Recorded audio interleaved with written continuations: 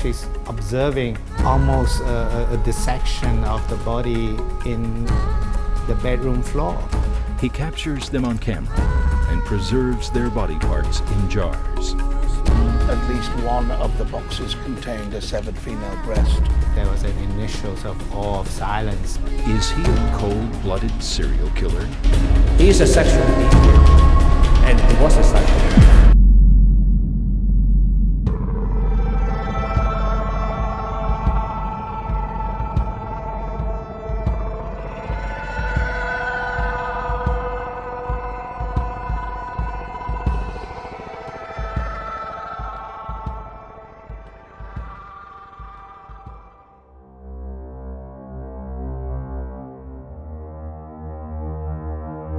Don't look now, but you're surrounded by serial killers. They're all around you, and there's no escape. Are they hiding in your closet? Prowling in the alleyway behind your apartment? Waiting in that suspicious-looking truck parked across the street? Hitting on you at the bar? Maybe, maybe not. More likely, you'll find them in your DVD player, lurking in TV series like Dexter and films like The Silence of the Lambs, Henry, Portrait of a Serial Killer, and Zodiac. But every continent has its own serial slayers, and Asia is no exception. Following is a story of Hong Kong's most infamous sociopath.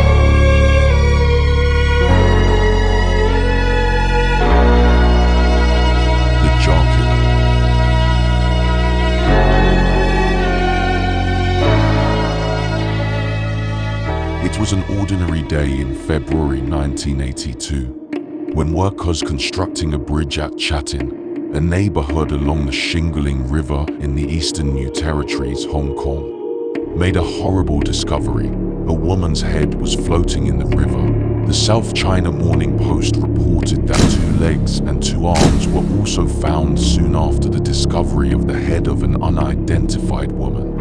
A 6-month investigation followed, and on August 19th, a 27-year-old night shift taxi driver, Lam Kor-wan, was arrested.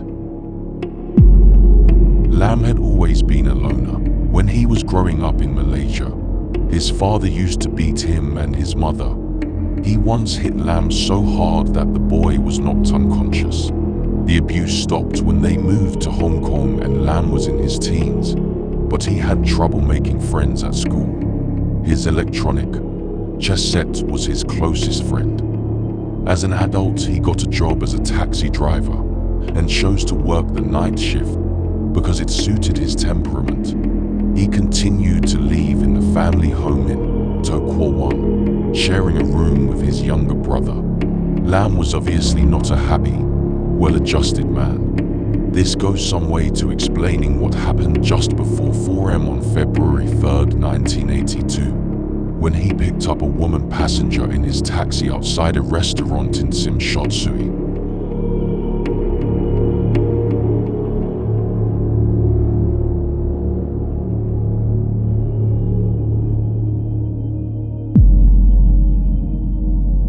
Fung-lan worked at the Chinese Palace nightclub and had gone for drinks and a snack with her sister and a couple of friends after work. She was drunk and part-way through the journey, told Lam to stop. He pulled up at a service station and she opened the door and vomited onto the street, then told Lam she wanted to return to Tsim Sha Tsui. A few minutes later, she changed her mind again. Something in Lam snapped. He pulled over and strangled Chan with a length of electrical wire. When she stopped breathing, he decided to take her lifeless body home. That was around 5 in the morning. The street was empty, so he was able to carry her body inside his flat without anyone noticing. He lived with his family, so he hid the body under the sofa and waited in his bed for his family to get up and leave for work. As soon as he heard them leave, he covered the bedroom floor with plastic sheeting to prevent blood from smearing on the floor. Then he started cutting her body up with an electric saw. He videotaped and photographed the whole act.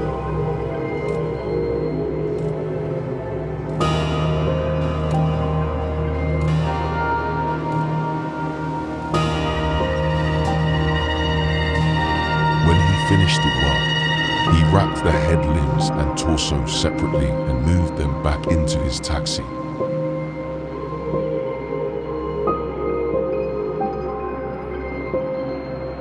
That night he dumped her body parts in the Shing Mun River, and a week later, those body parts were found by the construction workers. All the past died yesterday, the future was born today.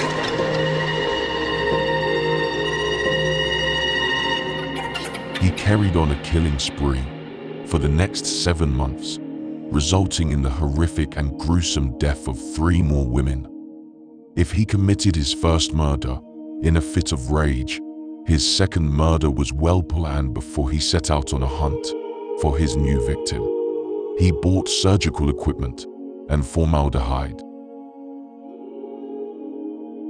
His next victim was a Wan-kit,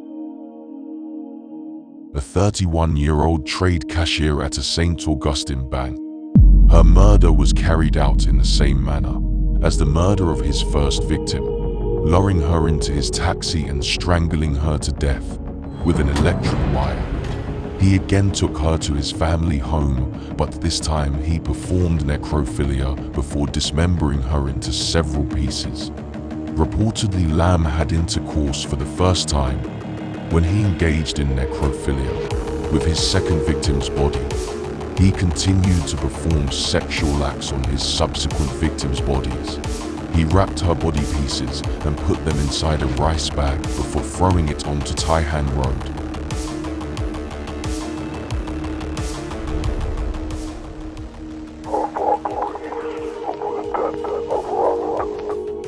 His third victim was 29-year-old waitress Lam Kor-wan, whose body was also found in a rice bag near Tai Hang Road.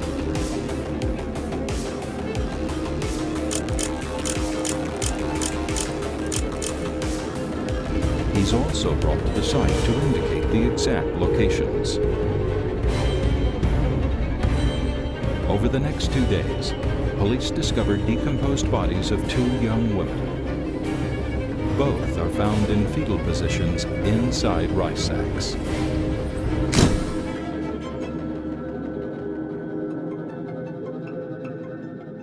His last victim was a 17-year-old student named Long Wizium. Her friends put her in a cab to make sure she got home safe, but unfortunately that was their last day together. Around 9:30 p.m. he handcuffed the girl in his cab. However, he behaved differently with her than with his previous victims.